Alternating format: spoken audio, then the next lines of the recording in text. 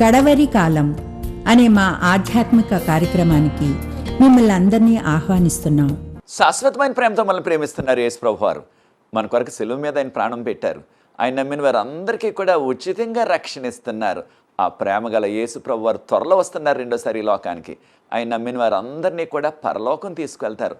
ఆ ప్రేమ గల ప్రభునామం పేట మిమ్మల్ని అందరినీ కూడా మన కడవరి కాలం కార్యక్రమానికి ఆహ్వానిస్తున్నాను. ప్రియ సోదరి సోదరులారా, ఈ దినం నుంచి మరి ఒక క్రొత్త శీర్షిక, ధనమా దేవుడా, ధనమా దేవుడా, గాడ్ ఆర్ మనీ. ఈ యొక్క విషయం గురించి మనం ధ్యానం చేయబోతున్నాం బైబిల్ గ్రంథాన్ని నుంచి. అనేకమైన విషయాలు ఉన్నాయి కనుక ఒక ఎపిసోడ్లో చాలదు, కనుక కొన్ని ఎపిసోడ్లో మనం నేర్చుకోబోతున్నాం. ధనమా దేవుడా. ప్రార్థించుకుని వాక్య ధ్యానంలో ప్రవేశిద్దాం. పరిశుద్ధ ప్రేమ గల మా తండ్రి, మమ్మల్ని, మా కుటుంబాలని, మా సంఘాలని, మా ప్రాంతాలని మీ కృపలో భద్రపరుస్తూ మీ యొక్క కాపుదల మాకు అనుగ్రహిస్తున్నారు. వందనాలు చెల్లిస్తున్నాం. కార్యక్రమాలను వీక్షిస్తున్న ప్రతి వ్యక్తిని ఆశీర్వదించిన వారి కుటుంబాలను దీవించండి. ఈ యొక్క వాక్యాన్ని ఇతరులకు ఎవరైతే పరిచయం చేస్తున్నారో వారందరినీ కూడా ఆశీర్వదించండి. మీ ఆత్మతో మమ్మల్ని నింపి ఈ లోతైన మర్మాలు బైబిల్ గ్రంథం నుంచి ధనము ప్రాముఖ్యమా, దేవుడు ప్రాముఖ్యం అనే విషయాలు ప్రభావం నేర్చుకునే కృప దయచేయవలసిందని యేసు ప్రభువు వారి పరిశుద్ధమైన నామం బట్టి ప్రార్థిస్తున్నాను తండ్రి, ఆమేన్. ప్రియ సోదరి సోదరులారా, ధనమా దేవుడా. అయితే ఎక్కువ మంది ఆలోచించేది ఏమిటంటే డబ్బుకే ప్రాధాన్యత ఇస్తున్నారు. అయితే బైబిల్ గ్రంథం ఏం చెప్తుంది దీని గురించి? చాలామంది అనుకునేది ఏంటంటే లోకస్తులుగా, డబ్బు మనకున్నట్లయితే దేవుడి సంగతి తర్వాత చూసుకోవచ్చు, ఏదో మనకు పెద్ద వయసు వచ్చేసిన తర్వాత అప్పుడు ఆ దేవుని గురించి మనం ఆలోచించవచ్చు. ప్రస్తుతం మన జీవితం అంతా సాఫీగా జరగాలంటే ధనం కావాలా, కనుక ధనమే చాలా ప్రాముఖ్యం అనేవారు అంటున్నారు. అయితే బైబిల్ గ్రంథము మనకి ధనానికి కాదు ప్రాముఖ్యత, దేవునికి ప్రాముఖ్యత ఇవ్వాలా. దేవునికి ప్రాముఖ్యత ఇచ్చినట్లయితే, దేవుని నమ్ముకున్నట్లయితే తక్కినవన్నీ కూడా మనకు ఆయన అనుగ్రహిస్తారు అనే విషయాన్ని బైబిల్ గ్రంథం చెప్తుంది. అయితే ఈ ధనం గురించిన విషయాలు బైబిల్ గ్రంథంలో అనేకమైనవి చెప్పబడ్డాయి. మనందరికీ తెలిసిన రీతిగా యేసు ప్రభువారు ఆదిలో ఆదామును అవ్వను సృష్టించారు. తక్కిన ఈ భూమి మీద ఉన్న జీవరాశులన్నింటిని కూడా ఆయనే సృష్టించారు. చాలామంది అపార్థం చేసుకుంటున్నాం ఏమిటంటే, ఆదికాండంలో మొదటి 2 అధ్యాయాల్లో చెప్పబడిన యెహోవా అంటే తండ్రి అని అపార్థం చేసుకుంటున్నారు. అది సరికాదు. కారణం ఏంటి? క్రొత్త నిబంధన ఎంతో మనకి విపులంగా చెప్పబడుతుంది. సృష్టించిన వారు కుమారుడు, ఆయనే మనం యేసుప్రభు అంటున్నాం క్రొత్త నిబంధనలో. హెబ్రీయులకు రాసిన పత్రిక 1వ అధ్యాయం 2వ వచనంలో మనం గమనించినట్లయితే, ఆయన కుమారుని ద్వారా ప్రపంచములను నిర్మించెను. ఇంగ్లీష్లో వరల్డ్స్ అన్నారు. అంటే ఈ ప్రపంచం ఒక్కటే కాదు, ఇలాంటి ప్రపంచాలు అనేకమైన ఉన్నవి ఈ విశ్వంలో. కనుక ఇది సృష్టించిన వారు కుమారుడు యేసు ప్రభు. అదే విషయాన్ని యోహాను సువార్త 1వ అధ్యాయం 3వ వచనంలో కూడా సమస్తము ఆయన మూలంగా కలిగాను, యేసు ప్రభు గురించి చెప్తూ సమస్తము ఆయన మూలముగా కలిగాను అంటున్నారు. అదే రీతిగా పౌలు గారు కూడా కొలస్సీలకు రాసిన పత్రిక 1వ అధ్యాయం 14, 15, 16 వచనాలు చూసినట్లయితే, అదృశ్యమైనవి దృశ్యమైనవి అంటే మన కంటికి కనిపించేవి మనకి కనిపించినవి కూడా అన్నీ కూడా ఆయన అనగా యేసు ప్రభు వారు, ఆయనే కుమారుడు అంటున్నాం, ఆయనే సృజించారు. కనుక సమస్తం కూడా ఈ భూమి మీద ఉన్న సమస్తం కూడా, ఈ భూమి మీద ఉన్న సమస్తము, అదే రీతిగా విశ్వంలో ఉన్న సమస్తం కూడా అన్నీ కూడా ఆయనవే. ఈ విషయాన్ని మనం 24వ కీర్తన 1వ అధ్యాయంలో చూసినట్లయితే, సమస్తం ఈ భూమి అంతా, భూమి మీద ఉన్నవంతా ఆయనవే, ఈ విశ్వంలో ఉన్నదంతా కూడా ఆయనదే, కారణం ఆయన సృష్టికర్త కనుక. అదే విషయాన్ని 50వ కీర్తన 12వ వచనంలో మనం గమనించినట్లయితే, ఈ యొక్క జంతువులన్నీ కూడా, పశువులన్నీ కూడా, అడవి జంతువులన్నీ కూడా అన్నీ కూడా ఆయనవే, కారణం ఆయనే సృష్టించారు కనుక సమస్తము ఆయనదే. బైబిల్ గ్రంథం ఎంతో విపులంగా చెప్తుంది మనకి. ఈ యొక్క లోకంలో ఉన్న బంగారము, వెండి సమస్తం కూడా దేవునిదే అని చెప్పబడుతుంది. హగ్గాయ్, అది చిన్న పుస్తకం, 2వ అధ్యాయం 8వ వచనంలో మనం గమనించినట్లయితే ప్రభువారు అంటున్నారు, బంగారం నాది, వెండి నాది, సమస్తం కూడా. అంటే ఆ పాత నిబంధన కాలంలో, పూర్వకాలంలో డబ్బు అంటే బంగారం లేకపోతే వెండి. ఈ రోజుల్లో అయితే రకరకాల కాగితాలు వచ్చేసాయి, రకరకాల దేశాలకి రకరకాల వారి యొక్క కరెన్సీ అంటున్నాం, వారి డబ్బు ఉంది. ఉదాహరణ మనకి రూపాయలు, 10 రూపాయలు కానీ, 20 రూపాయలు కానీ, 50 రూపాయలు కానీ, 100 రూపాయలు కానీ, 500 రూపాయలు, ఇవన్నీ నోట్లు. ఇవన్నీ కూడా కాగితాలతో చేసినవే. అలాగే అమెరికాలో ఉన్నట్లయితే వారిది డాలర్లు. $1 అయినా, $5 అయినా, $10 అయినా, $20 అయినా, $100 అన్నీ కూడా డాలర్లో. అదే రీతిగా మనం ఇంగ్లాండ్ వెళ్ళినట్లయితే అక్కడ వారు పౌండ్స్ అంటున్నారు. అలాగే జర్మనీ వెళ్ళినట్లయితే ఎక్కువ యూరోప్ దేశాలన్నీ కూడా యూరో అంటున్నారు. అంటే ఏ దేశానికి సంబంధించిన ధనము లేదా డబ్బు వాటికి చలామణిలో ఉంది. మనందరికీ తెలిసిన రీతిగా పూర్వకాలంలో ఆదిలో మనం చూసినట్లయితే వస్తు మార్పిడి ఉండేది. బాటర్ సిస్టమ్ అంటున్నారు ఇంగ్లీష్లో. వారి యొక్క వస్తువులు ఇంకొకరికి ఇచ్చి వారి దగ్గర ఉన్న వస్తువులు తీసుకోవటం. ఉదాహరణకు మన దగ్గర ఉన్న ఉల్లిపాయలు వారికి ఇచ్చి వారి దగ్గర ఉన్న ఆ టొమాటోలు మనం తీసుకోవటం. ఆ రీతిగా వస్తు మార్పిడి. రాను రాను సమాజం పెరిగే కొలది, జనసాంద్రత పెరిగే కొలది ఇది సరిపోవట్లేదు. ఆ విధంగా చేయటానికి అవకాశం కలగట్లేదు. ముఖ్యంగా నగరాలు, పట్టణాలు పెరిగిన తర్వాత మరి వారికి ఇవ్వటానికి సరుకులు లేవు. కనుక ఖచ్చితంగా ఏదో ఒక రీతిగా కొనటానికి, అమ్మటానికి కూడా ఈ యొక్క బంగారాన్ని, వెండిని తర్వాత కాలంలో నాణ్యాలుగా చేశారు. తర్వాత కొంత ప్రాంతాల్లో రాగి వాడారు, రకరకాల లోహాలు వాడారు. ఈ రీతిగా డబ్బు అనేది చలామణిలోకి వస్తుంది. అయితే బైబిల్ గ్రంథంలో మనకి డబ్బుని గురించి 2000కు పైగా వచనాలు ఉన్నాయి బైబిల్ గ్రంథంలో. అయితే బైబిల్ గ్రంథంలో ఎన్ని వచనాలు ఉన్నాయంటే 31,102 వచనాలు. 31,102 వచనాలు ఉన్నాయి బైబిల్ గ్రంథం అంతా. దానిలో 2000కి పైగా వచనాలన్నీ కూడా డబ్బుని గురించే చెప్తున్నాయి. డబ్బుని ఎలాగా సంపాదించాలా, లేకపోతే ఏ విధంగా దాన్ని వినియోగించాలా, దానివల్ల వచ్చే అనర్థాలు, అవన్నీ కూడా విషయాలు చెప్పబడుతున్నాయి. రాబోయే కార్యక్రమాల్లో కూడా మరికొన్ని విషయాలు మనం నేర్చుకోబోతున్నాం. మన అందరికీ తెలిసిన రీతిగా ధనవంతులుగా ఉండుట లేదా ఐశ్వర్యవంతులుగా ఉండుట, ఐశ్వర్యం కలిగి ఉండుట అది పాపము కాదు. మనందరికీ తెలిసిన రీతిగా అబ్రహాము గారు, ఆయన దేవుడు చూపించినప్పుడు, ఆయన చూపించే దేశం వెళ్ళమన్నప్పుడు ఆయన వెళ్ళారు. అబ్రహాం చాలా ధనవంతుడు ఆ ప్రాంతంలో. ఆదికాండం 13:2 మనం గమనించినట్లయితే అబ్రహాంకి బంగారము, వెండి, రకరకాల పశు సంపద విస్తారంగా ఉన్నది. అదే రీతిగా యోబు గారు ఆ ప్రాంతం కూజు దేశం అంతా కూడా ఎంతో ధనవంతుడు. ఆ యొక్క ప్రాంతం అంతట్లో కూడా ఊజు దేశంలో ఎంతో ధనవంతుడు. ఆయన లాంటి ధనవంతుడు లేడిక. అయినప్పటికీ ఆయన విశ్వాసగా జీవించాడు. కనుక ధనం కలిగి ఉండేది పాపం కాదు. అబ్రహాం గారు విశ్వాసి, దేవునికి స్నేహితుడిగా ఆయన చెప్పబడ్డారు, విశ్వాసులకు తండ్రి ఆయన. అలాగే యోబు గారు కూడా, యోబు గ్రంథం 1:5 చూసినట్లయితే ప్రతి ఉదయాన్ని వేకుజామునే లేచి బలి అర్పణలు చేసి తన కొరకు, తన యొక్క బిడ్డల కొరకు ఆయన ప్రార్థించేవాడు. అంతటి విశ్వాస. కనుక విశ్వాసుల్ని దేవుడు ఎప్పుడు కూడా విడిచిపెట్టలేదు. వారిని తలగా ఉంచారు కానీ తోకగా చెయ్యలేదు. ఇది ఆర్థిక పరిస్థితిలో కూడా ఆ యొక్క ధనం కూడా దేవుడు వారికి సమృద్ధిగా ఇచ్చారు. దేవుడు ఆయన సింహాసనాసీనుడు. ఆ దేవుడు సొలొమోను రాజు అయినప్పుడు యవనస్తుడు, ఆయనకు ప్రత్యక్షమయ్యారు. ఈ విషయాన్ని మనం 1 రాజులు 3వ అధ్యాయంలో చదవచ్చు.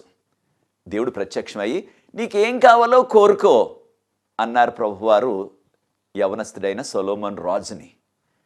అప్పుడు ఒక్కసారి మనం ఆలోచిద్దాం. ఆ ప్రశ్న దేవుడు మనల్ని అడిగినట్లయితే మనం ఏం కోరుకుంటాం? మీరేం కోరుకుంటారు ప్రియ సోదరి, సోదరుడా? అయితే మానవులుగా మనందరికి వచ్చిన శోధన ఏంటంటే డబ్బు కావాలా, బంగారం కావాలా, భూమి కావాలా, లేదా మంచి హోదా కావాలా, ఇవి మనం కోరుకుంటున్నాం మానవులుగా.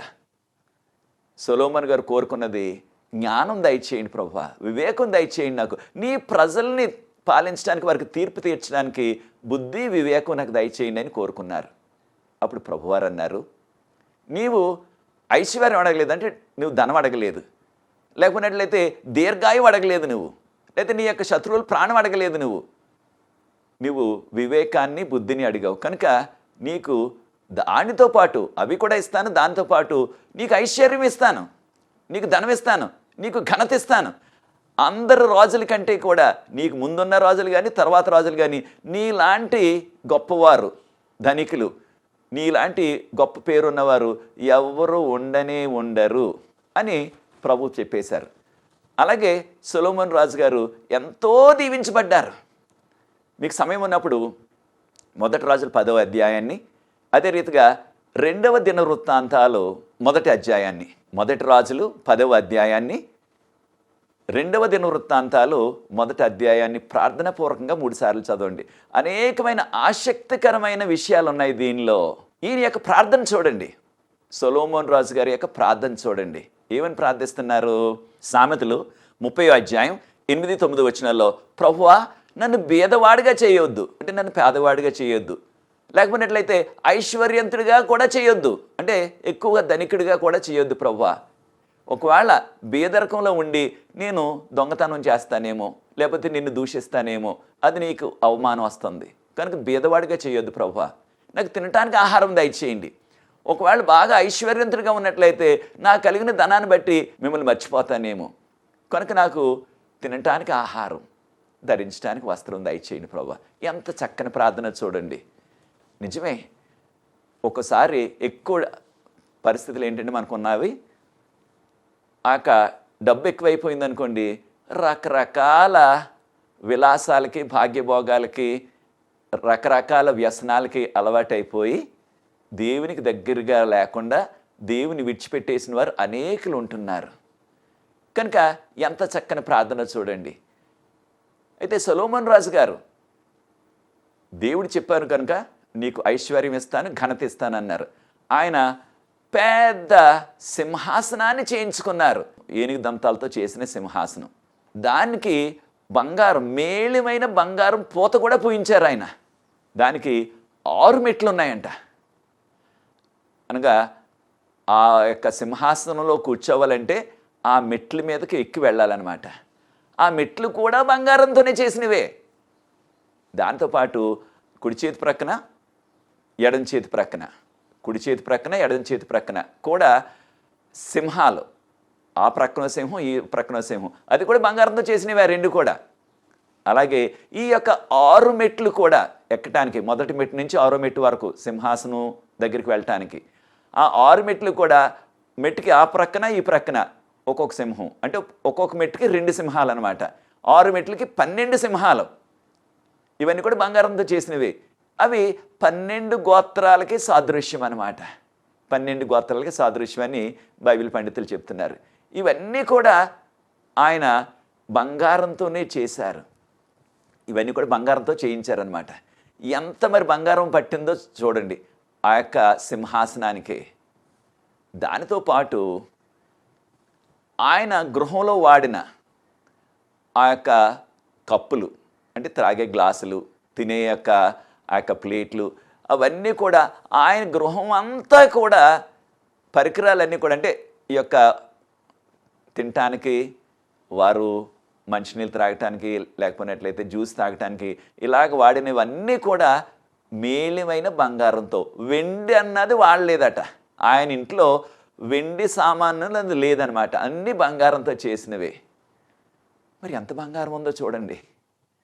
మరొక విషయాన్ని కూడా గమనించాలా. మరి ఇంత బంగారం సొలొమోను రాజు గారికి ఎక్కడి నుంచి వచ్చింది అనే ప్రశ్న కూడా మనకు వస్తుంది. ఎక్కడ సంపాదించుకున్నాడు ఆయన, ఎక్కడి నుంచి వచ్చింది ఇది అని చూసినట్లయితే 2వ దినవృత్తాంతాలు 9వ అధ్యాయం 13వ వచనం. ఈయనకున్న బంగారం విషయాలన్నీ కూడా మనకి 2వ దినవృత్తాంతాలు 9వ అధ్యాయం 13 నుంచి 20 వరకు ఉన్న వాక్య భాగంలో చెప్పబడ్డాయి. మరి ఇంత బంగారం ఎలా వచ్చేసింది అని చూసినట్లయితే, అని వాక్యంలో మనం చదివినట్లయితే 2వ దినవృత్తాంతాలు 9వ అధ్యాయం 13వ వచనంలో చూసినట్లయితే, ఆయనకి ప్రతి సంవత్సరం కూడా వచ్చిన బంగారం, ప్రతి సంవత్సరం కూడా ఆయన ధననిధికి వచ్చిన బంగారం ఎంత అంటే 666 తలాంతులు అన్నారు, టాలెంట్స్ అన్నారు ఇంగ్లీష్లో.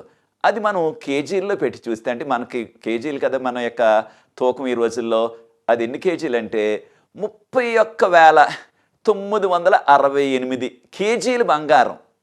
అంటే దాదాపుగా 32,000 కేజీలు బంగారం ప్రతి సంవత్సరం ఆయనకి పన్నుల రూపంలో వచ్చేదన్నమాట. అది కాకుండా అనేక మంది ఆయన్ని దర్శించడానికి రాజులు వచ్చేవారు. ఆ రాజులు కూడా ఆయనకు బహుమతిగా బంగారం తీసుకొచ్చి ఇచ్చేవారు.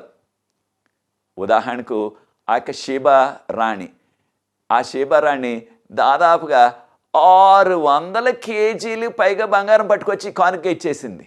అలాగే అనేక మంది రాజులు పట్టుకొచ్చి ఇచ్చేవారు. అదంతా అదనం. ఈయనకి సంవత్సరానికి వచ్చిందే దాదాపుగా 32,000 కేజీల బంగారం. 40 సంవత్సరాలు పరిపాలించారు ఆయన. మరి అవన్నీ లెక్కలు వేసినట్లయితే ఇది లక్షల్లోకి వెళ్ళిపోతుంది. అంత బంగారం ఎవరిచ్చారు? ఇదంతా దేవుడిచ్చారు ఆయనకి. కారణం ఏంటంటే దేవుడు చెప్పారు, నీకు ఐశ్వర్యం ఇస్తానన్నారు, నువ్వు నమ్మకంగా ఉండు, నా ఆజ్ఞల ప్రకారంగా జీవించు అని ప్రభు చెప్పారు. నా మాట ప్రకారంగా, నా ఆజ్ఞల ప్రకారంగా జీవించినట్లయితే నీకు జ్ఞానం ఇస్తాను, నీకు బుద్ధిని ఇస్తాను. దాన్ని ఇంగ్లీష్లో నాలెడ్జ్ అండ్ విజ్డమ్ అంటున్నాం. దాంతోపాటు ఐశ్వర్యాన్ని, ధనం ఇస్తాను, నీకు ఘనత ఇస్తాను.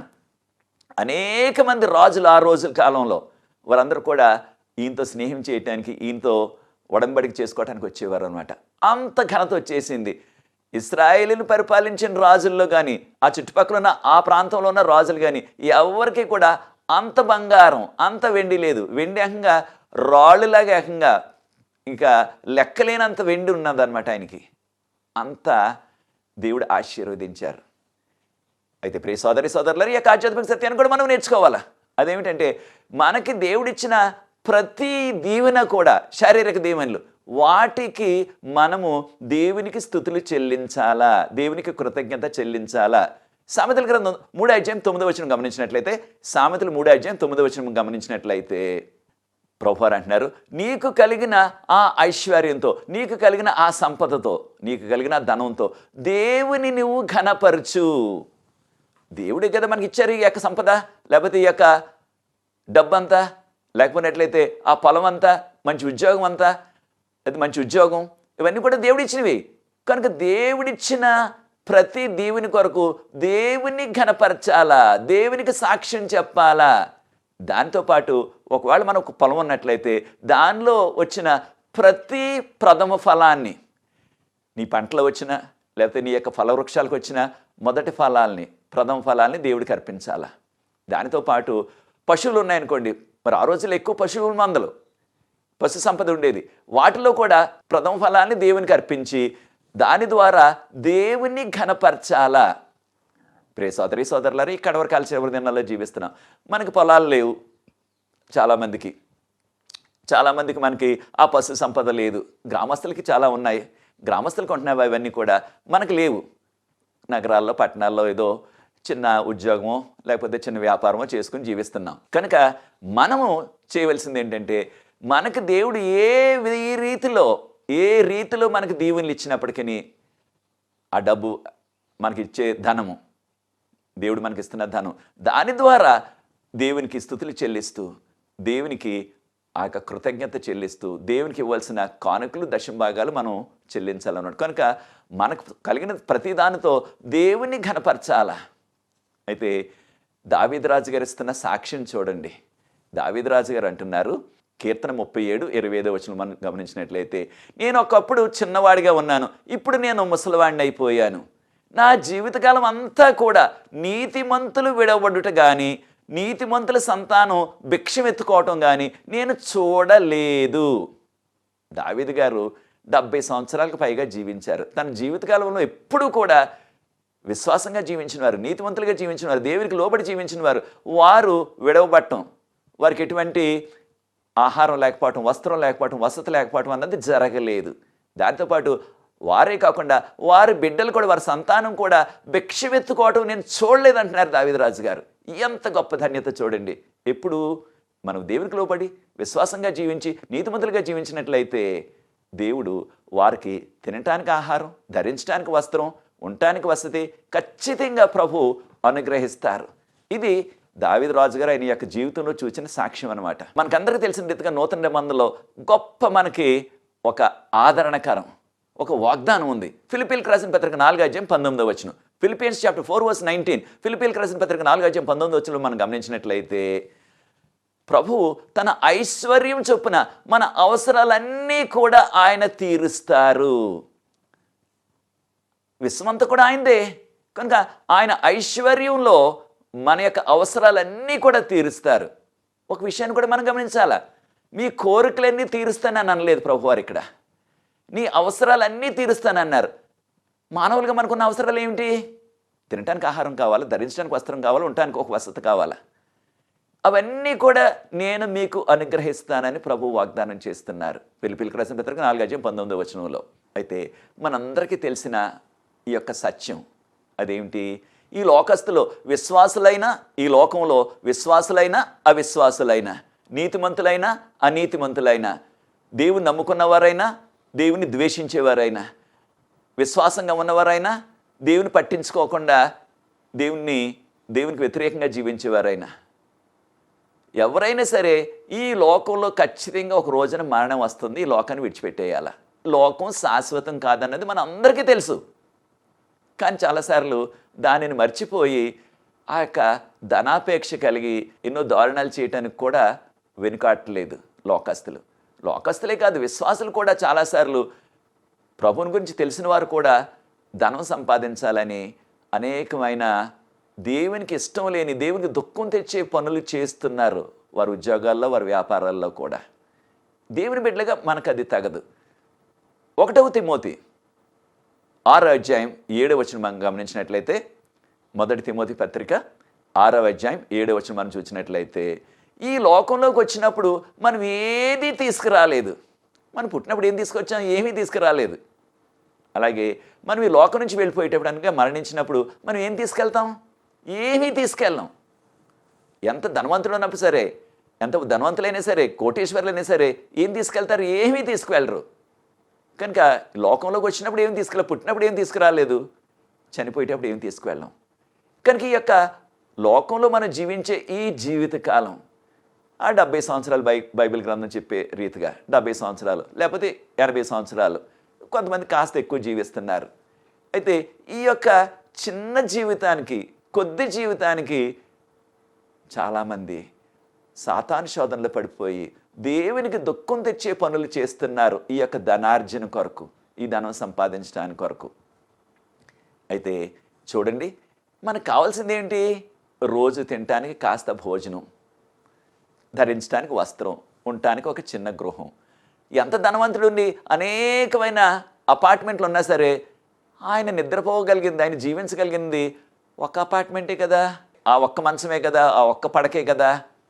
ఆయన ధనవంతుడైంది, కోటీశ్వరుడు అయినప్పటికీ 10 మంచాల మీద పడుకోలేడు, లేకపోతే 10 యొక్క వస్త్రాలు ఒకేసారి వేసుకోలేడు. ఒకే వస్త్రాన్ని వేసుకోగలం. కనుక ధనవంతులైనా పేదవారైనా మనకి కావాల్సింది ఆహారం, ధరించడానికి వస్త్రం, ఉండటానికి చిన్న వసతి. ఈ విషయాన్ని 1 తిమోతికి రాసిన పత్రిక 6:8 చూసినట్లయితే, మనకు తినటానికి ఆహారం, ధరించడానికి వస్త్రం ఉంటే ఇక దానికంటే మించిందే ఉంది, దానితో తృప్తి పడాలి మనం అంటున్నారు. అంటే దేవుని నమ్ముకున్న వారికి దేవుడు ఎప్పుడు కూడా తినటానికి ఆహారం, ఉండటానికి వసతి, ధరించడానికి వస్త్రం ఆయన లోటు చేయటం లేదు, ఆయన ఇస్తున్నారు. కనుక మనం ఈ విషయాన్ని మర్చిపోవద్దు ప్రియ సోదరి సోదరులారా. కనుక ధనాపేక్ష చాలా ప్రమాదం. మన అందరికీ తెలుసు, యేసుప్రభువు వారు ఈ లోకంలో జీవించినప్పుడు ఆ యొక్క యవనస్తుడు, ధనవంతుడు, పాలకుడు కూడాని, రిచ్ యంగ్ రూలర్ అంటున్నాం ఇంగ్లీష్లో, ఆయన వచ్చి ప్రభు దగ్గర మోకరించి అడుగుతున్నాడు ఆయన్ని, నేను నిత్యజీవం పొందాలంటే ఏ మంచి పని చేయాలా? ఈ విషయాలు మనం మార్కు సువార్త 10:17-22 వరకు వాక్య భాగంలో చదువుతున్నాం. అప్పుడు ప్రభువారు అన్నారు, నీకున్న ఆస్తి అంతా కూడా, ప్రభువారు ముందు చెప్పారు, ఈ యొక్క ఆగిలు కాపాడు, అప్పుడు నిశ్చయం వస్తుందంటే ఆగిలన్నీ కాపాడుతున్నాను నేను అన్నాడు. అప్పుడు ప్రభువారు నీకున్న ఆస్తి అంతా కూడా అమ్మేసి పేదలకు ఇచ్చేసి అప్పుడు వచ్చి నన్ను వెంబడించి అన్నారు. ఇక ఎప్పుడు రాలేదు ఆ వ్యక్తి, ఎప్పుడు మళ్ళీ తిరిగి రాలేదు దేవుని దగ్గరికి. వచ్చినట్లయితే శిష్యులు ఒక శిష్యుడు అయిపోను. ఆయన పేరు నూతన యెరూషలేముపై, పరలోకంపై రాసేవారు దేవుడు. శిష్యులు 12 మంది శిష్యులు, యోధా ఇస్కరియోతు కాదు, కానీ యోధా ఇస్కరియోతు కాదు, తక్కిన శిష్యులు అందరి పేర్లు కూడా అక్కడ రాయబడుతున్నాయి. ఈయన పేరు కూడా ఒక శిష్యుడు అయిపోయిన ఆయన పేరు రాసేవారు పరలోకం మీద. కానీ ధనం ఆయనకి దేవుడు అయిపోయింది. దేవుని కంటే ప్రాముఖ్యం, రక్షణ కంటే ప్రాముఖ్యం, నిత్యజీవం కంటే ప్రాముఖ్యం ఆ ధనం అయిపోయి మళ్ళీ ఎప్పుడు తిరిగి రాలేదు. 1 తిమోతి 6:9 చూసినట్లయితే, ధనవంతులు అనేకమైన శోధనలో పడిపోతున్నారు, వారు విశ్వాసాన్ని విడిచిపెట్టేస్తున్నారు, ప్రమాదంలో పడిపోతున్నారు ఆధ్యాత్మికంగా అని చెప్పబడ్డది 1 తిమోతి 6:9. అదే రీతిగా మనకి ఎంత డబ్బున్నా సరే, మన దేశం డబ్బు లేకపోతే విదేశాల డబ్బు, ఎంత డబ్బు ఉన్నా సరే, ఆ యొక్క డబ్బుని మనం ప్రేమించడం ప్రారంభించామంటే అది చాలా ప్రమాదం. ఆ డబ్బు మనం ప్రేమించినట్లయితే చాలా ప్రమాదం. ఈ విషయాన్ని మనం మొదటి తిమోతి 6:10 చూసినట్లయితే, మొదటి తిమోతి 6:10 చూసినట్లయితే, ధనాపేక్ష సమస్త కీడులకు మూలము. అంటే ధనం కావాలని ధనం ప్రేమించి ధనం కొరకు ఏ పనైనా చేసేద్దాం అనుకున్నట్లయితే అది సమస్త కీడులకు మూలం. అది మొదటికే మోసం వస్తుంది. దేనికి? నిత్య జీవాన్ని కోల్పోతాం. ఈ లోకం శాశ్వతం కాదు, ఎక్కడికి పట్టుకెళ్ళాం మనం, కనుక సమస్తం నాశనం అయిపోతుంది. అయితే ఒట్టి దేవుని బిడ్డలే కాదు, అన్యులు కూడా ఎంతో ధనవంతులు ఉన్నారు. మనందరికీ తెలిసిన రీతిగా నెబుకద్నెజర్ రాజు గారు ఆ రోజులో పెద్ద బంగారు విగ్రహాన్ని చేయించేశారు. పెద్ద బంగారు విగ్రహాన్ని చేయించేశారు. అది 90 అడుగులు ఎత్తు, 9 అడుగులు వెడల్పు. అంటే లోకం అందరి దగ్గర ఉన్న బంగారం పోగేసినా సరే అంత బంగారం లేదు. రాజుగారికి ఎక్కువ బంగారం ఉంది లోకం అంతస్తులు అందరికంటే కూడా. అయితే ఆ బంగారం అంతా మరి ఈనాడు అంత బంగారం ఉన్న ధనికుడైన నెబుకద్నెజర్ రాజు గారు ఏరి ఆయన చనిపోయారు, మట్టి అయిపోయారు. మన యొక్క దేశంలో లేదా ప్రపంచం అంతా కూడా ప్రతి తరంలో కూడా ఎక్కువ ధనవంతులు ఉంటున్నారు. ఆ యొక్క ధనవంతులు దేశం అంతటికి ధనవంతుడు లేదా లోకం అంతటికి ధనవంతుడు, ప్రతి తరంలో కూడా అలాంటి వారు ఉన్నారు. వారు ఏరినాడు చనిపోయారు, మట్టి అయిపోయారు. ప్రియ సోదరి సోదరులారా, ప్రభు వాక్యం ఏం చెప్తుందో చూడండి. ఆ యొక్క అనీతిమంతుడు అనగా దేవుని నమ్ముకోకుండా దుర్మార్గతలో జీవించేవాడు పెద్ద మహావృక్షంలాగా విస్తరించిపోతాడు. కానీ ఒకడు ఆ త్రోవను చూడటానికి వెళ్తే వాడి జాడే కనిపించట్లేదు అంటున్నారు దావీదు మహారాజు గారు. 37వ కీర్తన 35వ వచనం నుంచి. మహావృక్షంలాగా బ్రతిల్లాడు, కానీ వాడి జాడ ఎక్కడ కనపడలేదు, అంటే గతించిపోయాడు. కనుక ప్రియ సోదరి సోదరులారా, ఈ లోకంలో మనకి ఎంత డబ్బు ఉన్నా సరే అది శాశ్వతం కాదు. యేసు ప్రభు నమ్ముకున్నట్లయితే, దేవుని నమ్ముకున్నట్లయితే, దేవునికి ప్రాధాన్యత ఇచ్చినట్లయితే ధనానికి, ఆ యొక్క భూములకి, లేకపోతే అపార్ట్మెంట్లకి, లేకపోతే పెద్ద ఉద్యోగం కొరకు లంచాలు పెట్టి కూడా ఎంతో మంది ఆ ఉద్యోగం కొరకు ప్రోకులాడుతున్నారు. లంచాలు కూడా ఇచ్చి పెద్ద ఉద్యోగం సంపాదించుకోవాలని. ఇవన్నీ శాశ్వతము. మనకి దేవుని బిడ్డలుగా మనం దేవుడు చెప్పినట్టుగా జీవించి ఆయన ఆజ్ఞల ప్రకారంగా జీవిస్తూ ఆయనకి ఇష్టలుగా జీవించినట్లయితే దేవుడు ఏ రీతిగా అబ్రహామును, యోబును, లేకపోతే సొలొమోను రాజును అనేక మందిని దీవించారు, నిన్ను కూడా దీవించడానికి సిద్ధంగా ఉన్నారు. కనుక ఆయన మహిమకరంగా జీవిద్దాం. చివరిగా యోహాను సువార్త 3:16 వచనంలో దేవుడు లోకం ఎంతో ప్రేమించాను, ఆయన అద్వితీయ కుమారుడు మనకి అనుగ్రహించారు. ఎవరైతే ఆ యొక్క అద్వితీయ కుమారుని అనగా యేసుప్రభు నమ్ముకుంటారో వారు నశింపక నిత్య జీవం పొందుతారు. ఈ లోకంలో ఎంత ధనం ఉన్నప్పటికీ వారు గతించిపోయారు, మట్టి అయిపోయారు. ప్రభు నమ్ముకున్న వారికి నిత్య జీవం కలుగుతుంది. కనుక ప్రియ సోదరి సోదరులారా, మనము దేవునికి ప్రాధాన్యత ఇచ్చి ఆయన రక్షణకు ప్రాధాన్యత ఇద్దాం. దాని ద్వారా దీవించబడతాం. అనేకమైన విషయాలు ఉన్నాయి కనుక వచ్చే ఎపిసోడ్లో కూడా మరికొన్ని విషయాలు నేర్చుకోబోతున్నాం బైబిల్ గ్రంథాన్ని నుంచి. ప్రార్థించి ఈ యొక్క వర్తమానాన్ని ముగిస్తాను. ప్రార్థన. పరిశుద్ధ ప్రేమగల మా తండ్రి, మా జీవితాల్లో మీకు, మీ రక్షణకు, నిత్య జీవానికి ప్రాధాన్యత ఇస్తూ మా అవసరాలన్నీ కూడా మీరు తీరుస్తారని వాగ్దానం చేశారు.